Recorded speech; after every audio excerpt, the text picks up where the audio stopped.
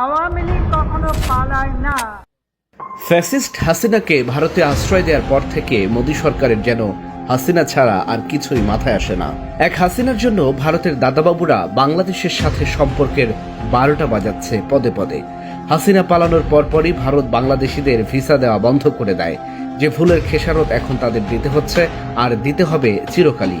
এর মাঝেই আবার নতুন করে বড় ধরনের ভুল করে বসল মোদী সরকার। হঠাৎ করেই বাংলাদেশের ট্রান্সশিপমেন্ট বাতিল করেছে ভারত। আপাত দৃষ্টিতে এটি বাংলাদেশের জন্য সমস্যা মনে হলেও বিশ্লেষকরা মনে করছেন ভারত হাসিনার বুদ্ধিতে ট্রান্সশিপমেন্ট বাতিল করায় আবারও নিজেদের পায়ে কুড়াল মারল দাদাবাবুরা। বর্তমানে ভারতের অর্থনীতির অবস্থা এমনিতেও ভালো নেই। ভারতীয় মুদ্রার দরপতন এখন দৃশ্যমান। ভারতীয় গণমাধ্যম প্রেস ট্রাস্ট অব ইন্ডিয়া তাদের এক প্রতিবেদনে জানিয়েছে, ভুটান, নেপাল ও মিয়ানমারের মতো দেশগুলোতে ট্রান্সশিপমেন্ট সুবিধার ফলে খুব সহজেই বাংলাদেশ তাদের পণ্য দেশগুলোতে বাধাহীনভাবে রপ্তানি করতে পারত। 2020 সাল থেকে বাংলাদেশ এই সুবিধা পেয়ে আসছিল। এখন প্রশ্ন হলো, ভারতের নেওয়া ট্রান্সশিপমেন্ট বাতিলের এই সিদ্ধান্তের ফলে কী রকম বিরূপ প্রভাব পড়তে পারে সে দেশের অর্থনীতিতে। বাংলাদেশ ভারতের কাছে এই সুবিধা ফ্রিতে নেয়নি, বরং এর জন্য ভারত সরকার বাংলাদেশের কাছে বড় অঙ্কের রাজস্ব আয় করত। ভারতের বর্তমান টালমাটাল অর্থনৈতিক অবস্থায় যা নেতিবাচক প্রভাব বিস্তার করবে আর বলার অপেক্ষা রাখে না।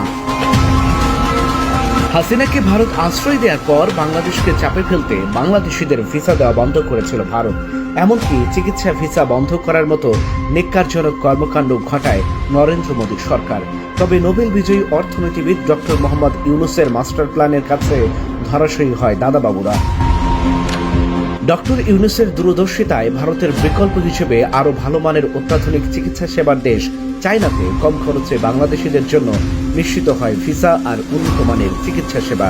অপরদিকে ওই সিদ্ধান্তের ফলে নিজেদের দেশের ব্যবসায়ীদেরই রুটি রুজির 12টা বাজিয়েছিল মোদী সরকার। তাই ট্রান্সশিপমেন্ট সুবিধা বাতিলের সিদ্ধান্তে আবারও নতুন করে নিজেদেরই ক্ষতি করল দাদাবাবুরা, এমন মন্তব্য করছেন বিশ্লেষকরা।